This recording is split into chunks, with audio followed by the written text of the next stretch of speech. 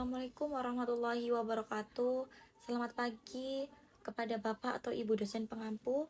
Perkenalkan, kami dari kelompok 2 akan mempresentasikan artikel yang berjudul Analisis Konflik Struktural pada Implementasi Kurikulum Merdeka di SMA Negeri Surabaya.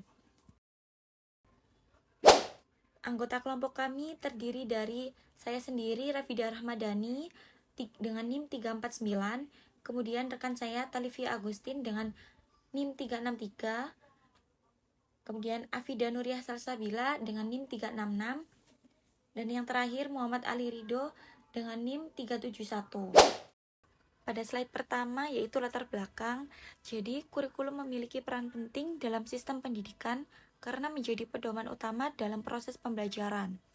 Nah, dengan seiring perkembangan zaman dan tuntutan kompetensi abad ke-21, pemerintah menghadirkan kurikulum merdeka sebagai kurikulum yang lebih fleksibel, berpusat pada peserta didik, dan menekankan penguatan karakter. Namun, implementasi kurikulum merdeka di SMA Negeri Surabaya ini tuh masih menghadapi berbagai kendala.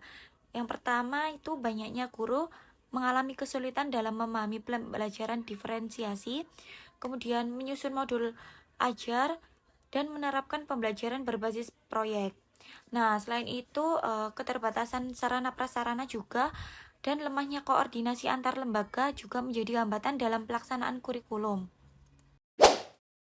Rumusan masalah dalam penilaian ini terdiri dari 4 hal. 1. Bagaimana bentuk konflik struktural dalam implementasi kurikulum merdeka? 2. Apa faktor penyebab konflik struktural? 3. Apa dampak konflik terhadap proses pembelajaran? Dan bagaimana upaya penyelesaian konflik struktural? Sedangkan tujuan penelitian ini adalah untuk menganalisis konflik struktural dalam implementasi kurikulum merdeka, mengetahui faktor penyebab konflik, mengetahui dampak konflik terhadap pembelajaran, serta mengetahui upaya penyelesaian konflik struktural. Perspektif teori. Penelitian ini menggunakan perspektif teori birokrasi Max Weber. Menurut Weber, organisasi modern bekerja melalui aturan formal, hierarki kewenangan, dan pembagian tugas yang jelas. Dalam implementasi kurikulum merdeka, pemerintah berperan sebagai pembuat kebijakan, sedangkan sekolah dan guru menjadi pelaksana kebijakan. Konflik dapat muncul ketika kebijakan yang dibuat tidak sesuai dengan kondisi nyata di sekolah. Penelitian ini menggunakan pendekatan kualitatif dengan metode studi literatur atau library research. Data diperoleh dari berbagai jurnal dan artikel ilmiah yang dikumpulkan melalui Google Scholar, Garuda, dan portal Sinta. Teknik analisis data dilakukan melalui tahap redukasi data, kategorisasi, dan interpretasi. Selanjutnya yaitu bentuk konflik struktural. Hasil penelitian menunjukkan adanya konflik struktural dalam implementasi kurikulum merdeka. Konflik tersebut terlihat dari adanya kesenjangan antara kebijakan pemerintah pusat dengan kondisi nyata di sekolah. Guru dituntut menerapkan pembelajaran diferensiasi dan berbasis proyek, tetapi tidak semua guru memiliki kesiapan yang sama. Selain itu, fasilitas antar sekolah juga belum merata, sehingga implementasi kurikulum berjalan berbeda-beda di setiap sekolah. Koordinasi antar pemerintah, dinas pendidikan, dan sekolah yang belum optimal juga menyebabkan perbedaan pemahaman dalam pelaksanaan kebijakan. Selanjutnya yaitu faktor penyebab konflik. Konflik struktural dipengaruhi oleh beberapa faktor. Yang pertama, faktor internal, meliputi keterbatasan kompetensi guru dan manajemen sekolah yang belum siap menghadapi perubahan. Sedangkan untuk faktor eksternalnya meliputi kebijakan yang bersifat top-down dan juga kurangnya pendampingan implementasi, serta ketidakseimbangan sumber daya pendidikan. Kurangnya kesiapan tersebut menyebabkan proses implementasi kurikulum merdeka belum berjalan secara optimal. Konflik struktural berdampak langsung terhadap proses pembelajaran di sekolah.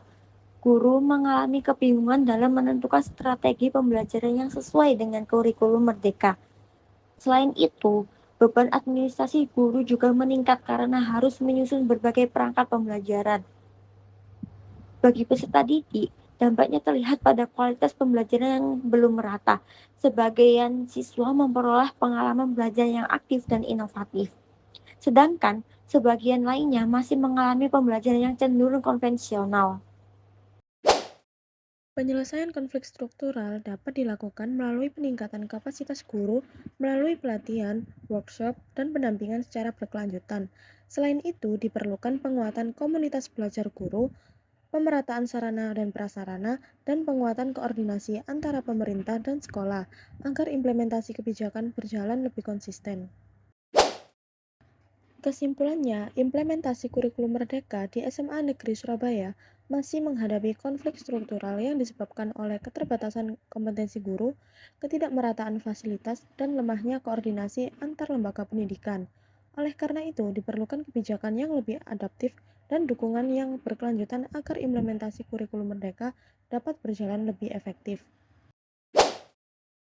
Baik, demikian presentasi dari kelompok kami mengenai analisis konflik struktural pada implementasi kurikulum merdeka di SMA Negeri Surabaya. Kelompok kami mengucapkan terima kasih atas perhatian Bapak atau Ibu dosen pengampu. Sekian dari kelompok kami. Wassalamualaikum warahmatullahi wabarakatuh.